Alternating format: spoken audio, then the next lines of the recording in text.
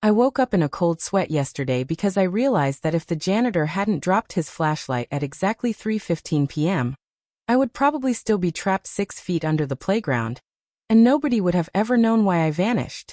Have you ever felt so suffocated by a place that you were willing to risk your literal life just to breathe for 5 minutes without a teacher watching you? I'm talking about a level of desperation that turns a 12-year-old kid into a structural engineer with a death wish. People call me a legend now, but looking back at the dirt-stained walls and the sound of footsteps vibrating above my head, I have to ask you guys, was I a genius or was I absolutely insane for building a secret tunnel to escape my school? Tell me honestly in the comments if you would have ever dared to dig into the dark just to get away from a bully and a broken system, or if I should have just sucked it up like everyone else. This all started back in 7th grade at Oak Ridge Middle, a place that felt more like a minimum security prison than a school. We had these massive concrete walls, barbed wire on the perimeter fences, and a principal, Mr. Thorne, who looked like he enjoyed giving out Saturday detentions more than he enjoyed his own kids. I was a quiet kid, the kind who stayed under the radar, but that made me an easy target for Leo. Leo was a repeat 8th grader who was twice my size and had a personal vendetta against anyone who looked like they actually read books. The teachers ignored it, the cameras had blind spots, and the daily walk from the cafeteria to the gym was basically a gauntlet of terror. One afternoon, after Leo pushed me into a locker so hard I chipped a tooth, I hid in the old maintenance shed behind the equipment field. It was a crumbling wooden shack that everyone thought was locked, but the floorboards were rotten. I crawled inside to cry where no one could see me, and that's when I saw it. A small gap in the foundation where the dirt had washed away. I poked a stick into it and realized the ground was incredibly soft, almost like sandy clay. A crazy, intrusive thought popped into my head. If I could get under the fence, I could be free.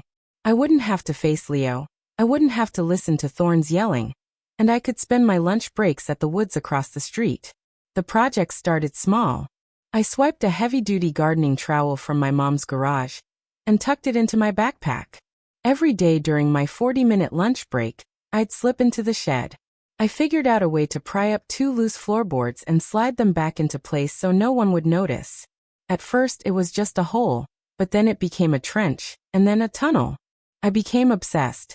I spent every night watching YouTube videos on mining safety and soil compaction.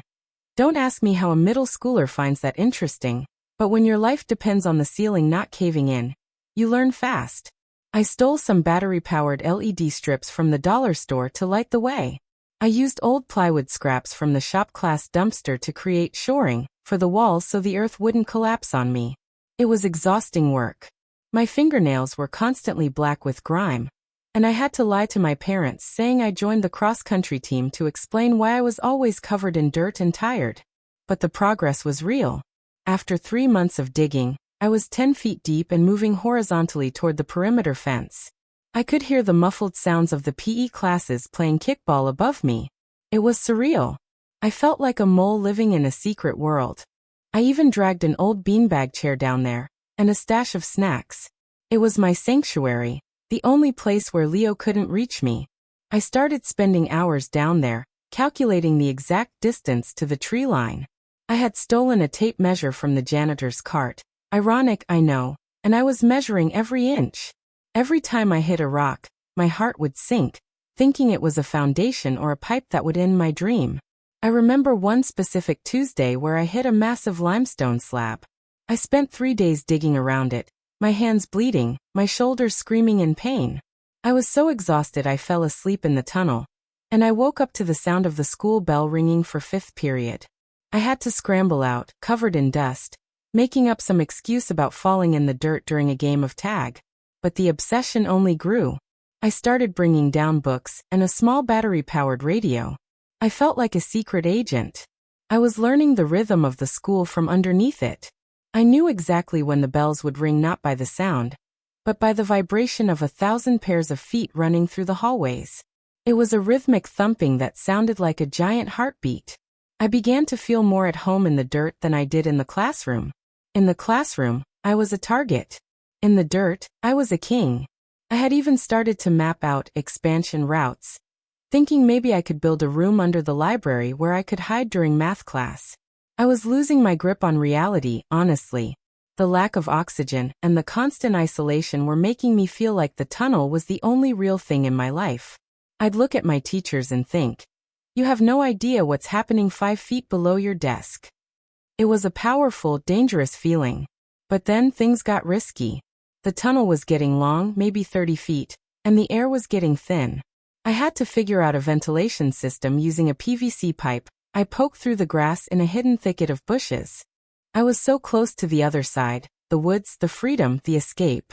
I had it all planned out. I'd slip away during third period, spend 2 hours in the forest, and come back before the final bell. No one would ever know. But then Leo started getting suspicious. He noticed I was disappearing every day and that I wasn't in the library or the cafeteria. He started following me. One Tuesday, I was halfway into the hole when I heard the shed door creak open. My heart stopped. I froze, holding my breath in the pitch black, praying the floorboards wouldn't give me away. I heard him sniffing around, kicking the dirt, muttering about how he was going to catch me. He was literally standing on the boards above my head. If he had jumped, the wood would have snapped, and I would have been exposed. He eventually left, but I knew my time was running out. I had to finish the tunnel now, or he'd find my spot and probably bury me in it. The pressure was suffocating. I started coming to school early, around 7 a.m., just to get an extra hour of digging in. I was using a stolen kitchen knife to shave away the edges of the clay, making it as smooth as possible. I was terrified that Leo would find the air pipe in the bushes, or worse, that he'd see me entering the shed. Every time I saw him in the hallway, he'd give me this look, a predatory, knowing smirk that suggested he was just waiting for the right moment to pounce. He started cornering me more often, demanding to know where I was going. "You're smelling like a basement dork," he told me once, shoving me into a row of trash cans. I just looked at the floor and stayed silent. I knew something he didn't. I knew that soon, I wouldn't be there for him to kick around. My grades were slipping, my parents were getting calls from the school about my distant behavior, and I was constantly twitchy. But in my head, I was already gone. I was already in the woods. I started collecting supplies for my final escape. Water bottles, extra batteries, a jacket I didn't mind ruining. I even considered running away for good, just living in the woods, but I knew that was a fantasy. I just wanted a place that was mine. So that is the situation I was in. I was literally trapped between a bully who was hunting me and a tunnel that was becoming a structural nightmare. All because I just wanted to feel safe for 1 hour a day. I was exhausted, terrified, and one wrong move away from being expelled or killed by a cave-in. Before I tell you about the day the tunnel finally reached the woods, and the absolute chaos that followed when the school found out, I want you to pause right now. Go to the comments and tell me. What would you have done? Would you have finished the tunnel and made your escape? Or would you have confessed to the principal before things got out of hand? I really want to know if you think I was being brave or just incredibly stupid. The final push happened on a Friday.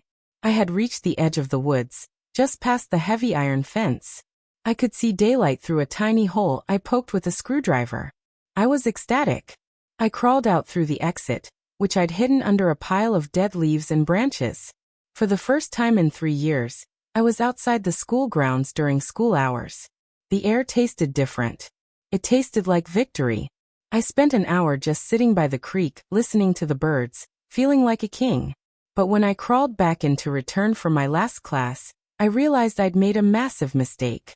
I hadn't reinforced the section directly under the school's heavy lawnmower path. As I was halfway through, I heard a deafening roar. The school's industrial riding mower was passing right over me. The ground groaned. Dust started raining down on my face. A massive crack formed in the ceiling of the tunnel. I scrambled forward, gasping for air as the shoring I'd built began to snap like toothpicks. I barely made it back into the shed before the middle section of the tunnel collapsed, leaving a massive, 3-foot-deep sinkhole right in the middle of the practice field. I lay on the floor of the shed, gasping, covered in mud, listening to the screams of the PE kids outside. I knew it was over. I tried to clean myself up as best as I could. But there was no hiding the fact that I looked like I'd been buried alive. The school went into an immediate lockdown. They thought it was a sinkhole caused by a broken water main.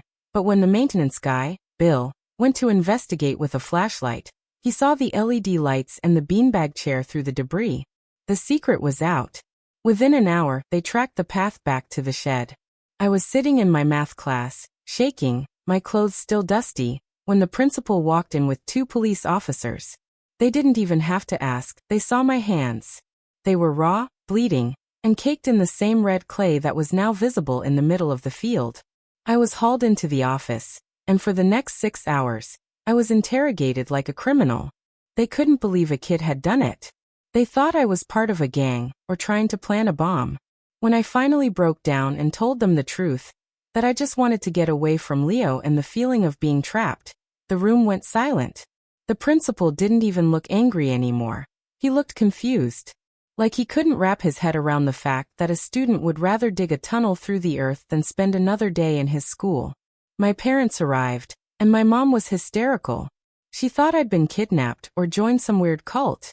When she saw the photos the police had taken of my subterranean lounge, she just sat down and cried. My dad was surprisingly quiet. He looked at my blistered hands and then at the principal, and for the first time, I saw him get angry at someone other than me. He asked the principal how a kid could dig a 40-foot tunnel over 3 months without a single adult noticing. The school board was terrified of the liability. If that mower had fallen through while a student was underneath, it would have been a national tragedy. The aftermath was a whirlwind. I was expelled for endangering the structural integrity of the school and creating a public safety hazard. My parents were sued for the cost of filling the tunnel with concrete, which cost thousands of dollars. But something weird happened. When the story hit the local news, other kids started coming forward about Leo. They talked about how the school ignored the bullying for years. The tunnel kid became a sort of folk hero. While I was stuck at home doing online school, the school board launched an investigation into Mr. Thorne. It turned out he'd been ignoring dozens of bullying reports to keep the school's safety rating high. He was forced to resign, and Leo was finally moved to an alternative school for kids with behavioral issues. My tunnel was gone, filled with gray cement, but the environment that made me dig it was finally changing. My parents were furious at first, but once they saw the hole I was trying to escape, the emotional one, not the physical one, they actually stood by me. They even helped me pay back the school by letting me work extra chores for the next 3 years. I learned more about engineering from that mistake than I ever would have in class, though I don't recommend my methods. I still have the scars on my knuckles from the day the ceiling cracked. Every time I walk over a patch of grass that feels a little too soft, my heart skips a beat. I think about the silence of the earth and the way the LED lights looked in the dark. It was a beautiful, terrifying secret that nearly cost me everything. Looking back, I realize how lucky I am to be alive. That tunnel could have been my grave. It was a desperate act by a kid who felt like he had no voice and no exits. If there's a moral to this story, it's that when you push someone into a corner, or a locker, long enough, they'll find a way out, even if they have to dig through the earth to do it. But please, if you're feeling like I did, talk to someone before you pick up a shovel. It's not worth the risk of being buried alive. Like this video if you think the school deserved what happened, and subscribe if you want to hear more stories about the crazy things people do when they're pushed to the edge. Share your final thoughts on this whole mess in the comments. Was I a legend or just a kid who lost his mind? I'll see you all in the next story.